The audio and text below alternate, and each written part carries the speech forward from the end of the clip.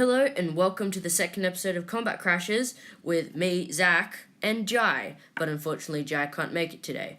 Anyway, today we will be putting two Magic the Gathering Planeswalkers to the test using stats, facts, and logic to figure out who would win in a combat crash. But first, I'd like to thank Tom Robinson for giving us this awesome idea for a combat crash. Who invokes the plants and makes life thrive? Magic the Gathering's green planeswalker Nissa, of course, and who burns her enemies and incinerates entire armies? Chandra. Nissa is a planeswalker that invokes life and tends to make plants grow to massive sizes.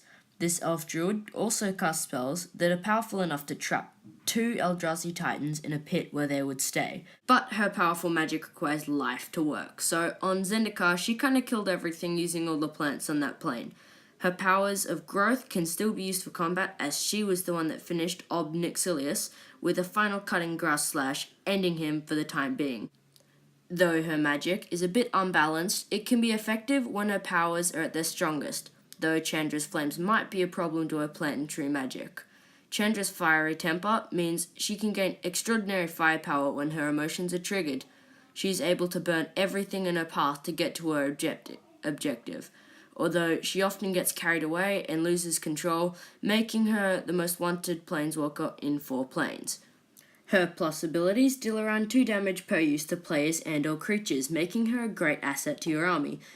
Her final negative abilities can deal up to 7 damage to all enemy creatures and opponents, or some cases more. Nissa, on the other hand, can heal you up to 4 life per turn, and if you're short in lands, use her -4 ability. Her bigger feat is the -12 ability, which makes all your creatures pretty much unstoppable. Putting aside their stats, these planeswalkers are part of a group of planeswalkers called the Gatewatch, appearing in Battle for Zendikar and Oath of the Gatewatch. This team of powerful mages and warriors was originally formed by Jace, Chandra, Gideon, and Nissa to fight the emerging threat that is the Eldrazi. Later, the Gatewatch scattered to protect multiple planes, and this was when many things went wrong.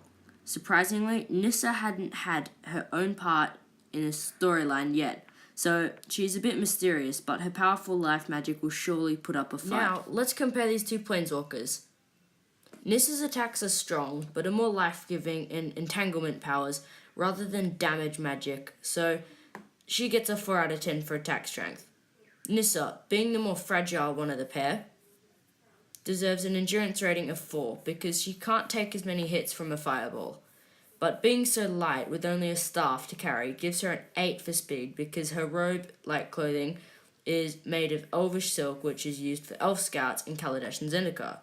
Her attack types vary, but she mainly uses healing magic over attack, but one of her devastating trap spells channels into the heart of the ley lines and manipulates the earth and plane to abide her commands through this. Although this spell consumes a lot of her mana power. Now for Chandra.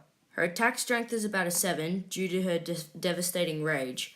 She uncontrollably burns through entire civilizations when she's in rage, which could be her weakness. Her endurance is about 5 because she's still only human, even if she's a planeswalker. Her speed varies due to whether or not she's in rage, so I've got to give her a 6 out of 7 speed rating. She uses pyroblasts, fireballs, and cones of flame to incinerate her opponents. Now, with their stats all presented, let's see who wins. And the winner is Chandra.